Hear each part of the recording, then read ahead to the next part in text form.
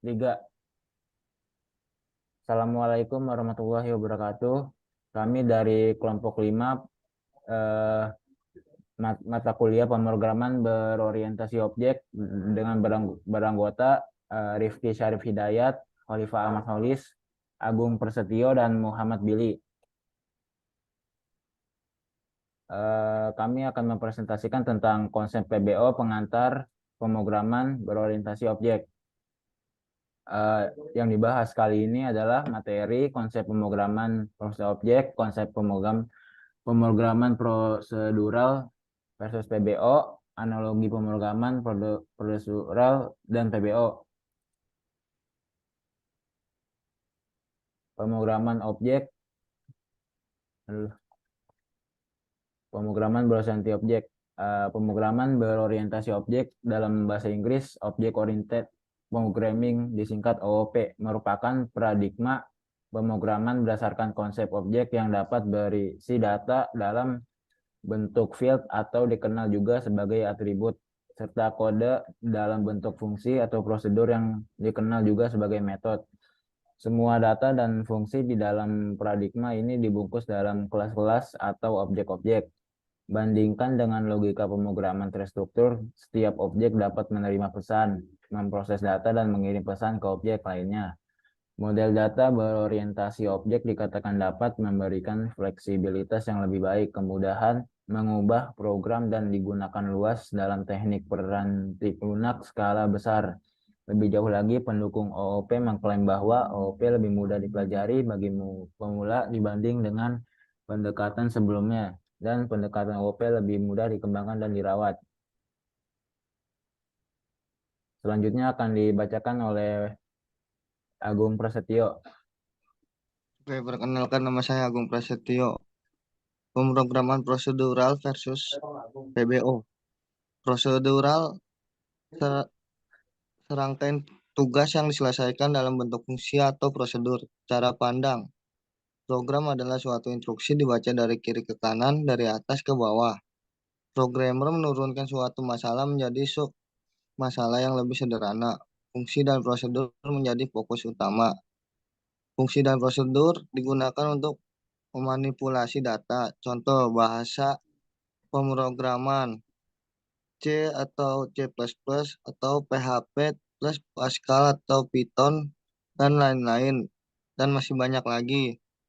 PBO, fungsi dan data bukan menjadi dua hal yang terpisah. Fungsi dan data menjadi satu kesatuan yang disebut sebagai objek aktif.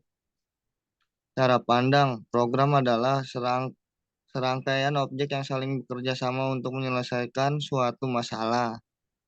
Contoh bahasa pemrograman Java, PHP, Ruby, Python, C++, Visual Basic, dan lain-lain. Dan masih banyak lagi. Next. Kelebihan prosedural memiliki algoritma pemecahan masalah yang sederhana, standar, dan efektif. Penulisan program memiliki struktur logika yang benar dan mudah dipahami. Program hanya terdiri dari tiga struktur dasar, yaitu struktur berurutan, struktur seleksi, dan struktur perulangan.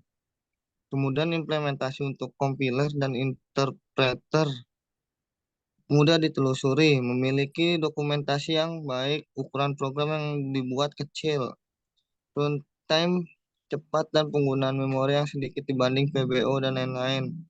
Kekurangan prosedural, program sangat sulit untuk proses pengembangan. Fungsi yang tersedia susah untuk diubah tanpa harus mempengaruhi fungsi sistem secara keseluruhan.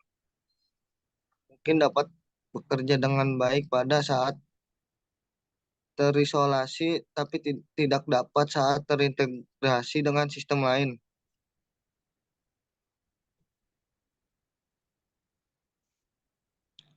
Representasi dunia nyata, kebebasan pengembangan, peningkatan kualitas, kemudahan pemeliharaan, kemampuan yang tinggi dalam modifikasi, reusability, penggunaan kembali program yang sudah dibuat, kolaborasi, aman, dan lain-lain. Kekurangan PBO untuk beberapa Programmer butuh waktu untuk terbiasa dengan PBO. Ukuran program yang dibuat dengan metode PBO cukup besar. Runtime lebih lambat dan penggunaan memori yang lebih banyak dibanding prosedural. Tidak semua masalah program bisa diselesaikan dengan metode PBO. Next. Oke, kali ini saya akan menjelaskan tentang analogi pemrograman prosedural dengan kasus pergi kerja. Terdapat satu perempuan dan juga laki-laki, yaitu dengan bangun tidur, siapin pakaian, mandi, sarapan, berangkat kerja. Sementara laki-laki bangun tidur, siapin pakaian, mandi, berangkat kerja, dan juga sarapan. Next.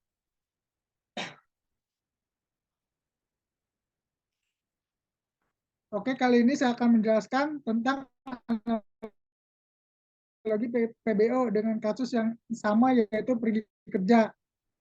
Objek pertama yaitu perempuan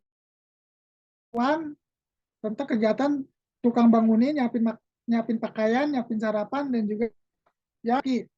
Itu tukang bangunin, nyiapin pakaian, nyiapin sarapan, dan juga yang antar.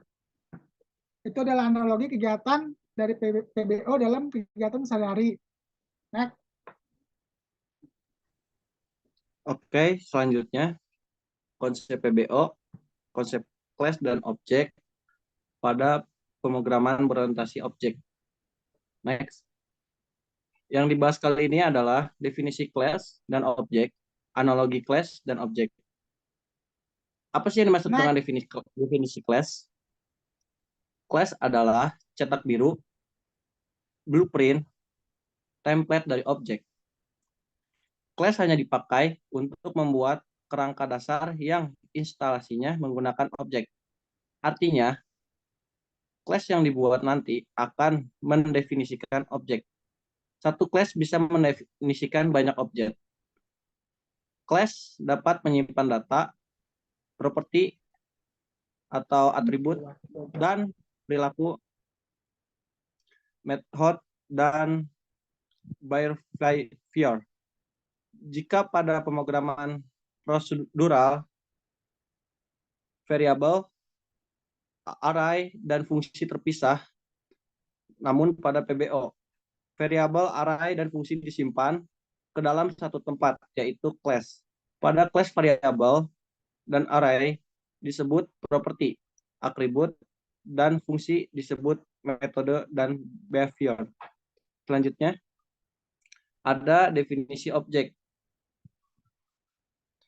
Dalam kehidupan, objek merupakan segala sesuatu yang sifatnya konkret maupun abstrak.